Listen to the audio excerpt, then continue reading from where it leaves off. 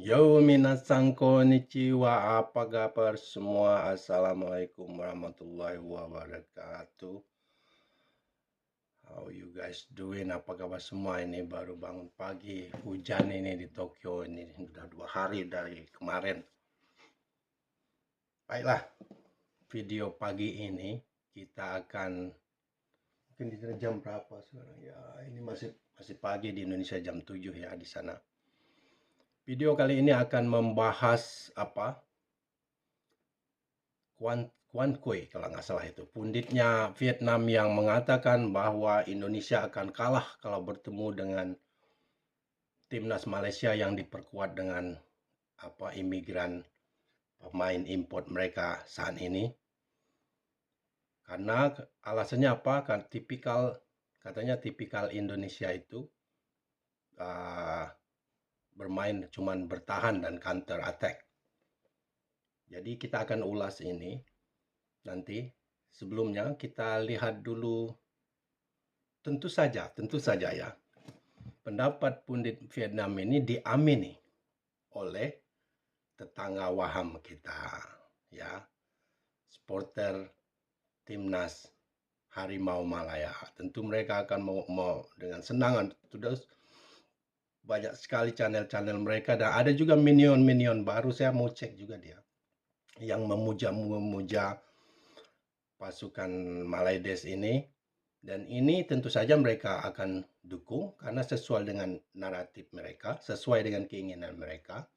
Mereka akan marah, orang Malaysia ini akan marah kalau kata Datuk Kamarudin tuh, mereka kan punya penyakit denial syndrome. Kalau narasinya tidak sesuai dengan keinginan mereka, mereka akan marah, mereka akan memaki-maki, mereka akan menghina. Tidak ada pakai logik sekalipun, yang penting mereka akan menghina untuk memuaskan penyakit denial syndrome mereka. Tidak mau menerima kenyataan itu ya. Baiklah, sebelum kita lanjutkan, coba lihat video ini dulu. Indonesia lawan Malaysia, Indonesia tidak akan mampu memberikan saingan kepada Malaysia.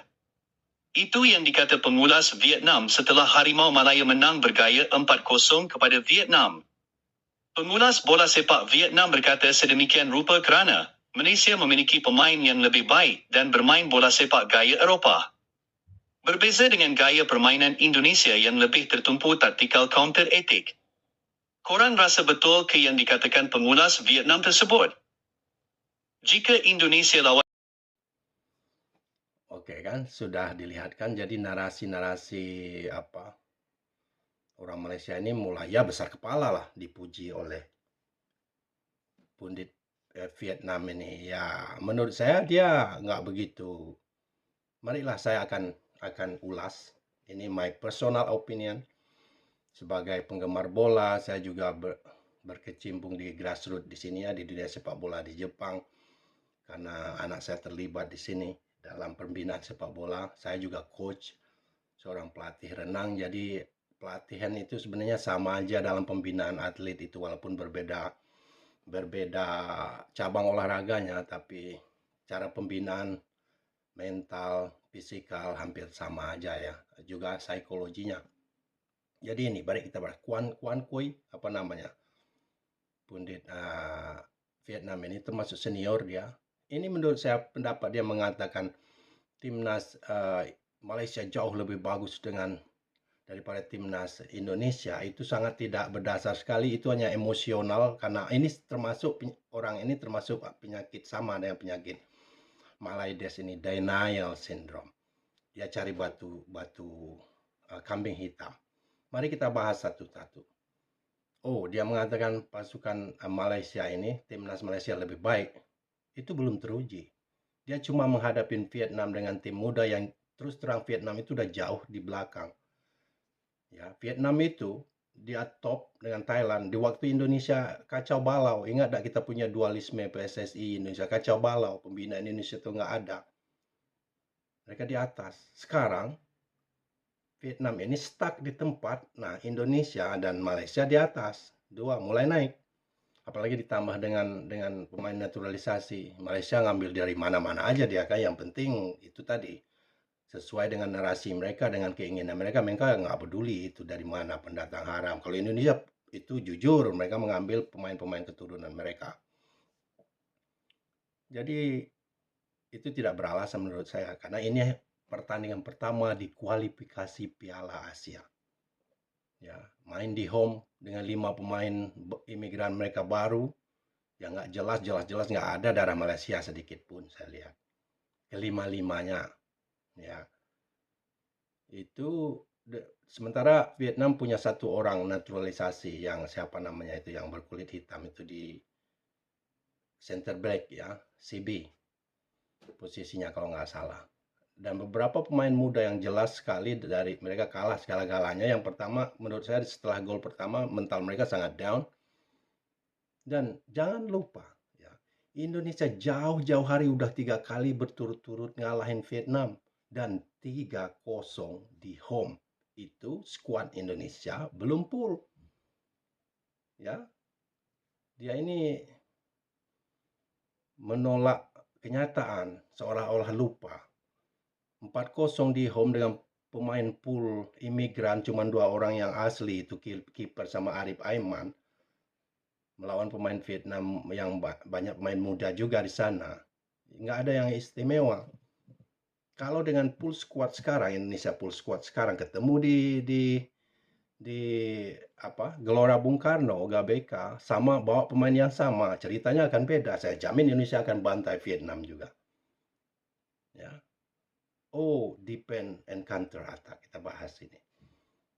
Pundit Vietnam ini ngomong. Itu Indonesia strategi Indonesia tuh accordingly sesuai dengan lawan yang dia hadapi. Indonesia itu bertanding udah di level dengan Malaysia, Vietnam. Dia levelnya udah jauh beda. Vietnam, Malaysia bertanding di level kualifikasi Piala Asia. Yes, you heard that right. Kualifikasi Piala Asia. Sementara Indonesia bertanding di kualifikasi Piala Dunia yang mereka hadapi levelnya udah jauh-jauh Jepang, Korea, Australia, Arab Saudi, Bahrain. Itu level yang mereka hadapi. Bukan Vietnam lagi. Vietnam ini level Asia Tenggara, AFF, Raja AFF. Sudah. Kenapa? Karena merasa masih orang ini merasa apa ya? Merasa masih tinggi. Tidak, namun kenyataannya menampar mereka. Ini yang terjadi dengan Vietnam ini, dengan pundit Quan Quy, siapa namanya itu. Enggak juga. Buktinya apa? Timnas Indonesia waktu bertemu mengalahkan Vietnam 3-0 di Midin, di home mereka, itu Indonesia main open play. Menyerang, nggak ada kan teratak. 3 gol, kena hajar. Ya tergantung lah. Masa Timnas Indonesia kalau ketemu Malaysia, ketemu Thailand, ketemu Vietnam, ketemu Kamboja harus counter attack. Kalau Timnas Indonesia bertemu Jepang, Australia, wajar aja counter attack karena levelnya di atas kita. To be honest, di atas Indonesia ya, terutama Jepang. Jepang itu target mereka juara dunia sudah dulu.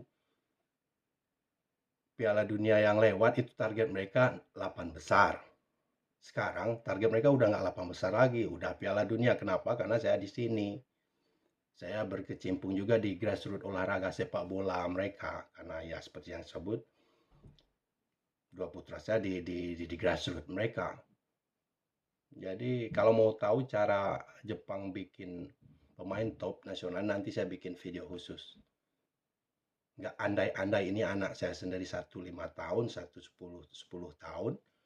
Main di 2 kali main di akademi, Barcelona Academy, 3 kali main di klub sekolah mereka. Sabtu Minggu seperti sekarang ini ada liganya mereka, ada turnamen, ada TC. Coba bandingkan dengan anak-anak kita, anak-anak orang di Southeast Asia lah. Malaysia, Indonesia, Thailand, hari Sabtu Minggu ngapain aja? Di sini Sabtu Minggu itu bukan olahraga aja ya, semua cabang olahraga. Anak-anak dari SD, SMP, SMA itu Sabtu Minggu mereka bukan keluyuran, mereka kembali ke klub-klub sport klub mereka. Ya tergantung hobi lah, yang suka bola-bola, yang basket, yang trekking, atletik, yang suka music. Nggak ada keluyuran di mall, main game seharian suntuk. Beda. Kekalahan kita itu dari Jepang di pembinaan usia dini. Sistem pembinaan kita itu aja bukan fisik. Fisik kita lebih kurang aja dengan orang Jepang. Banyak orang-orang kita lebih besar. Determinasi kita banyak, pekerja keras banyak, sistem. Ini yang heran saya dari dulu-dulu kenapa kita nggak bisa meniru. Padahal nggak secomplicated yang kita pikir. Sistemnya grassroots aja. Apa saya harus jadi apa? Jadi menteri olahraga di Indonesia itu. Biar saya bikin olahraga itu gampang. Gampang kan setiap sekolah dasar SD SMP. Zaman-zaman saya ingat dulu ada porseni.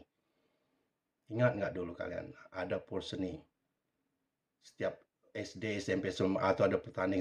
Waktu itu Indonesia itu rajanya sepak bola. Mungkin zaman akhir Soeharto ya, rajanya sepak bola waktu itu di Asia Tenggara itu. Sepak bola semua olahraga lah. Kalau SEA Games itu kita rajanya. Sekarang dengan Vietnam aja kita kalah. Di SEA Games lah ya. Sistem pembinaan. Ini Kemenpora itu kenapa nggak belajar ya, ngapa aja kerjanya juga. Gampang, nggak ada yang nggak butuh otak sains, nggak serumit bikin roket. Grassroots aja. Belajar di sini gimana sistemnya. Ya, terus mental orang sini juga beda.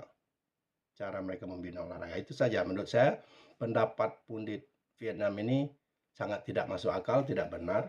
Itu personal opinion, itu hanya mereka merasa malu dipermalukan Malaysia, nggak mereka kira itu di luar perkiraan mereka bisa dibantai Malaysia 4-0 di rumah Malaysia. Oh, untuk kalau mau betul-betul tahu baik buruknya, diadu aja dua timnya.